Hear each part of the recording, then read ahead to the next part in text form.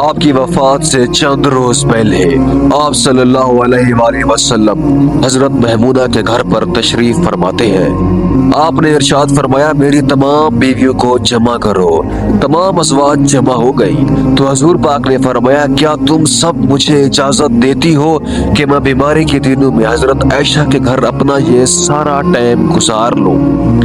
सब ने कहा, अल्लाह के रसूल, आपको इजाजत है। इसके बाद आपने उठना चाहा लेकिन उठ नहीं पाए तो हजरत अली बिन अबी तालिब और हजरत फजल बिन अब्बास आगे बढ़े और नबी पाक को सहारे से उठाकर सईदा महमूना की हुजरा से सईदा आयशा रज़ी अल्लाह ताला अन्हा के हुजरे की तरफ लेकर जाने लगे। उस वक्त तमाम सहाबा कराम ने हजूर पाक को इस बीमारी और कमजोरी के हाल में पहली मर्तबा देखा तो घबरा कर एक दूसरे से पूछने लगे कि रसूल अल्लाह को क्या हुआ है। सहाबा कराम मस्जिद के अंदर जमा होना शुरू हो गए और मस्जिद शरीफ के अंदर एक बहुत बड़ा रश हो गया। आपका पसीना शिद्दत से बह रहा था और हजरत आयशा फरमाती है, मैंने अपनी पूरी जिंदगी के अंदर किसी का इतना पसीना बहते हुए नहीं देखा। और फरमाती है कि मैं रसूलुल्लाह के दस्ते मुबारक को पकड़ती और उसी को आपके चेहरे पर फेरती, क्योंकि नबी पाक का हाथ मेरे हाथ से कहीं ज्यादा बेहतर और अफजल था। आप फरमाती है, उस दौरान मुझे नबी पाक के मुंह से सिर्फ यही अल्फाज सुनाई दे रहे थे, ला इलाहा इल्लल्लाह, बेशक मौत की भी अपनी सख्तियां हैं। आप जरा सोच कर देखें, अल्लाह के प्यारे नबी जिनके लिए पूरी कायनात बनाई गई, पूरी कायनात के अंदर अल्लाह ताला को सबसे ज्यादा महबूब और प्यारी शख्सियत ये फरमा रही है कि मौत की भी अपनी सख्तियां हैं। आज जरा अपना एहतसाब करके देखें कि हमारा मौत के वक्त क्या हाल होगा। इसी दौरान मस्जिद के अंदर हजूर पाक के बारे में खौफ की वजह से लोगों का शोर बढ़ने लगा।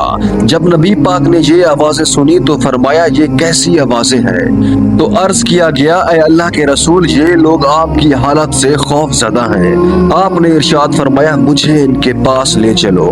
फिर उठने का इरादा फरमाया लेकिन उठ ना सके तो आप पर 7 मशकीज़े पानी के बहाए गए।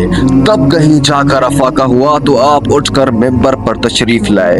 ये रसूल अल्लाह का आखिरी खुतबा था और आपके आखिरी कलिमात ये थे, ऐ लोगों, शायद तुम्हें मेरी मौत का खौफ है। सब ने कहा, जी हाँ रसूल अल्लाह। आपने इरशाद फरमाया, ऐ लोगों, तुमसे मेरी मुलाकात की जगह दुनिया नहीं है, बल्कि तुमसे मेरी मुलाकात की जगह हौज़े कौसर है। खुदा की कसम की गोया मैं यहीं से उस हौज़े कौसर को देख रहा। ऐ लोगों, मुझे तुम पर तंग दस्ती का खौफ नहीं, बल्कि मुझे तुम पर दुनिया की फरावानी का खौफ है कि तुम उसके मामले में एक दूसरे से मुकाबले में न लग जाओ। फिर इरशाद फरमाया, ऐ लोगों, नमाज के मामले में अल्लाह से डरो, अल्लाह से डरो। नमाज के मामले में अल्लाह से डरो, अल्लाह से डरो, यानी आहद करो कि नमाज की पाबंदी करोगे और यही बात बार बार दोहराते रहे।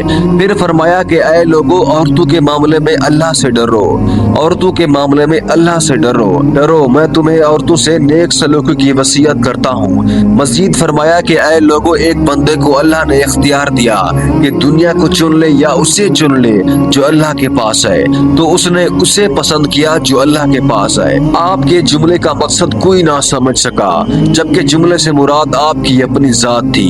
हजरत अबू बकर सिद्दीक वो अकेले शख्स थे जिसको इस जुमले की समझ आई और जोरों कतार रोने लगे और बुलंद आवाज से खड़े हुए और नबी पाक की बात को काटते हुए पुकारने लगे, हमारे बाप दादा आप पर कुर्बान, हमारी माँ आप पर कुर्बान, हमारे बच्चे आप पर कुर्बान, हमारी माल और दौलत आप पर कुर्बान। आप रोते जाते और बार बार यही अल्फाज कहते जाते। सहाबा कराम नागवारिश से हजरत अबू बकर की तरफ देखने लगे।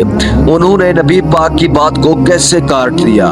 इस पर नबी पाक ने हजरत अबू बकर सिद्दीक का दिफान अल्फाज में कहा, ऐ लोगों, अबू बकर को छोड़ दो। तुम में से कोई ऐसा नहीं जिसने मेरे साथ भलाई की हो और उसका बदला मैंने उसे ना दिया हो, सिवाय अबू बकर के कि मैं उसका बदला उसको नहीं दे सका, बल्कि कि उसका बदला मैंने अल्लाह पर छोड़ दिया है। मस्जिद नबवी में खुलने वाले तमाम दरवाजे बंद कर दिए जाएं, सिवाय अबू बकर दरवाजे के, जो कभी बंद नहीं होगा। आखिर में अपनी वफात से पहले मुसलमानों के लिए आपके अल्फाज दुआ के तौर पर ये थे, अल्लाह तुम्हें ठिकाना दे, तुम्हारी हिफाजत करे, तुम्हारी मदद करे और तुम्हारी तायीद करे। और आखिरी बात जो मिंबर से उतरने से पहले उम्मत को मुखातिब करके आपने इरशाद फरमाया कि ऐ लोगों, क़यामत तक आने वाले मेरे हर एक उम्मती को मेरा सलाम पहुंचा देना। उसके बाद आप सल्लल्लाहु अलैहि वसल्लम को दोबारा सहारे से उठाकर घर तक ले जाया गया।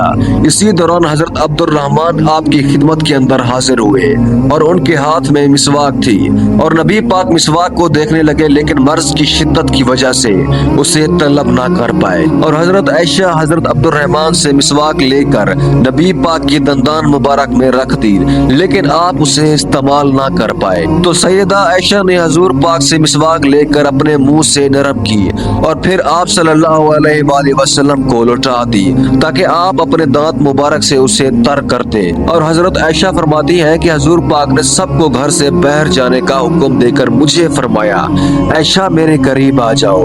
आपने उनके सीने से टेक लगाई और आसमान की तरफ हाथ बुलंद करके फरमाने लगे कि मुझे आखिरत पसंद है। इसके बाद हजरत जिब्राइल आपकी खिदमत के अंदर हाजिर होकर फरमाने लगे, ऐ अल्लाह के रसूल, मलकुल मौत आपके दरवाजे पर खड़े अंदर आने की इजाजत चाहती है। आपसे पहले ना किसी से इजाजत मांगी और ना ही क़यामत तक मांगेंगे। आपने इरशाद फरमाया, जिब्राइल उसे आने दो। मलकुल मौत नबी पाक के घर में दाखिल हुई और फरमाया, अस्सलामु अलैकुम या रसूल अल्लाह, मुझे अल्लाह ने आपकी चाहत जानने के लिए भेजा है। क्या आप इस दुनिया में रहना पसंद करेंगे या अल्लाह ताला के पास जाना पसंद करेंगे?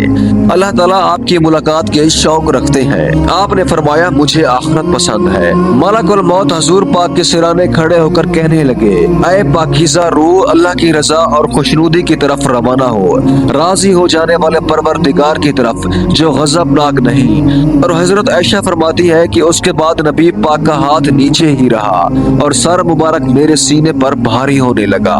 मैं समझ गई आपका विसाल हो गया, मुझे और तो कुछ समझ नहीं आया।